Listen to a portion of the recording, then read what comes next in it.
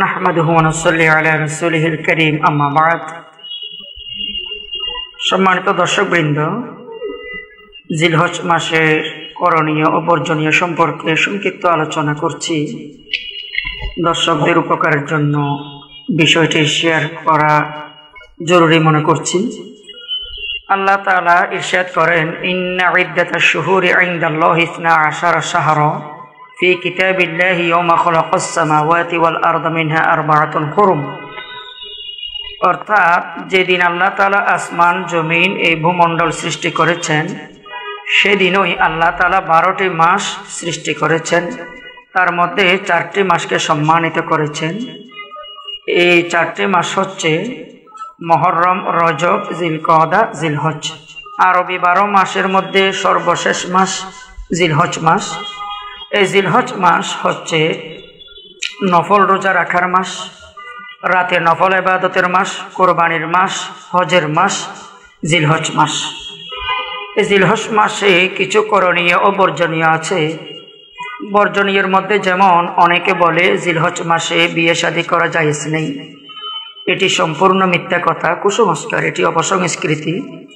বিয়ে শাদী করা জিলহজ মাসে জায়েজ। আবার অনেকে বলে জিলহজ মাসে হাঁস মুরগি জবে করে খাওয়া জায়েজ নেই, যেহেতু কোরবানির মাস, গরু ছাগল খাওয়ার মাস। এটিও সম্পূর্ণ মিথ্যা কথা।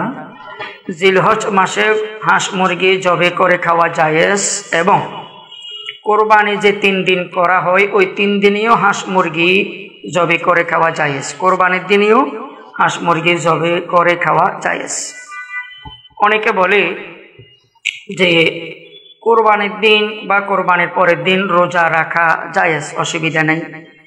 না, বছরে 5 দিন রোজা রাখা জায়েজ নেই। 2 ঈদের 2 দিন, কোরবানির ঈদের পরে 3 দিন, বছরে এই 5টা দিন রোজা রাখা জায়েজ নেই। রোজা রাখলে গুনাহ হবে, কেননা ইসলাম এই 5 দিনকে মেহমানদারের দিন হিসেবে ঘোষণা করেছে। তো জিলহজ মাসের যে জরুরি কয়েকটি আমল আছে, তার মধ্যে একটি আমল হচ্ছে রোজা রাখা। জিলহজের চাঁদ দেখা থেকে কোরবানির আগের দিন পর্যন্ত 9 দিন রোজা রাখা। হযরত আবু হুরায়রা রাদিয়াল্লাহু তাআলা আনহু থেকে বর্ণিত হাদিস, যে হাদিসটি তিরমিজি এবং ইবনে মাজাহ শরীফে পাওয়া যায়। রাসূল করিম সাল্লাল্লাহু আলাইহি ওয়াসাল্লাম ইরশাদ করেন, কেউ যদি জিলহজের 1ম তারিখ থেকে কোরবানির আগের দিন অর্থাৎ 9 তারিখ পর্যন্ত দিনের বেলায় রোজা রাখে, একটি রোজার বিনিময়ে আল্লাহ তাআলা তার আমলনামায় 1 বছর রোজা রাখার সমতুল্য সওয়াব দান করবেন। সুবহানাল্লাহ। এগুলো নফল রোজা, যার যতটি মন চায় রাখতে পারবে। 9টি হলে 9টি বা এর চেয়ে কম, যার যতটি মন চায় ততটি রোজা রাখতে পারবে, কোনো সমস্যা নেই। তাহলে একটি রোজার বিনিময়ে 1 বছর নফল রোজা রাখার সমান সওয়াব আল্লাহ তাআলা আমাদের আমলনামায় দান করবেন। আর কেউ যদি রাতের বেলায় নফল ইবাদত করে, শবে কদর ইবাদত করলে যে সওয়াব, এই পরিমাণ সওয়াব আল্লাহ তাআলা ওই আমলকারীকে দান করবেন। সুবহানাল্লাহ। তাই রাতের বেলায় আমরা যত পারি নফল ইবাদত করব, জিকির আজকার করব, তাসবিহ তাহলিল আদায় করব, কোরআন শরীফ তেলাওয়াত করব, দুরূদ শরীফ পাঠ করব, এবং নফল নামাজগুলো আদায় করব। সলাতুত তাহাজ্জুদ, সলাতুত তাসবিহ, সলাতুল শুকর, সলাতুল হাজত ইত্যাদি নফল নামাজ আছে। এই নফল নামাজগুলো আদায় করব।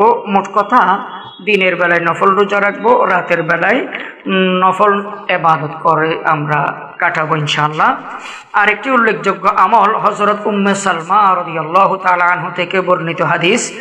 রাসূল করিম সাল্লাল্লাহু আলাইহি ওয়াসাল্লাম ইরশাদ করেন যে জিলহজের চাঁদ দেখা থেকে কোরবানির পশু জবে করা পর্যন্ত এই নখ, চুল, পশম ইত্যাদি কর্তনযোগ্য যা আছে, এগুলো যদি কর্তন না করে, না ছাটে, না কাটে, তাহলে কবুলকৃত কোরবানি করার সওয়াব আল্লাহ তাআলা তার অ্যাকাউন্টে দান করবেন। যারা কোরবানি করবে না তারাও এই আমলটি করবে, যারা কোরবানি করবে তারাও এই আমলটি করবে। উভয়ের জন্য এই আমলটি করা জায়েজ। এটি সুন্নতি আমল, এটি কোনো ফরজও নয়, ওয়াজিবও নয়, সুন্নতি আমল। আরেকটি আমল হচ্ছে তাকবীরে তাশরিক। জিলহজ মাসে আমরা যত বেশি পারি তাহলিল, তাকবীরে তাশরিক, তাসবিহ ইত্যাদি আদায় করব।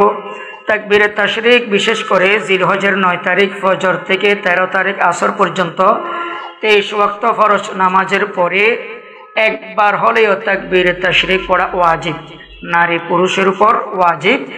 একাধিক পড়া জায়েজ, কোনো অসুবিধা নেই, তবে একবার পড়া ওয়াজিব। আল্লাহু আকবার, আল্লাহু আকবার, লা ইলাহা ইল্লাল্লাহ, আল্লাহু আকবার, আল্লাহু আকবার, ওয়ালিল্লাহিল হামদ। জিলহজ মাসে আরেকটি উল্লেখযোগ্য আমল হচ্ছে কোরবানি করা। তো এই আমলগুলো আমরা পালন করার চেষ্টা করব। জিলহজের 1 তারিখ থেকে 9 তারিখ পর্যন্ত দিনের বেলায় নফল রোজা রাখার চেষ্টা করব যতটা পারি, রাতের বেলায় নফল ইবাদত করার চেষ্টা করব। আর এই 9টা দিন আমরা চুল, নখ, লোম, পশম এগুলো কর্তন করব না, তাহলে কবুলকৃত কোরবানি করার সওয়াব পাবো। আর যত বেশি পারি নফল ইবাদতের মাধ্যমে জিলহজ মাস আমরা কাটাবো।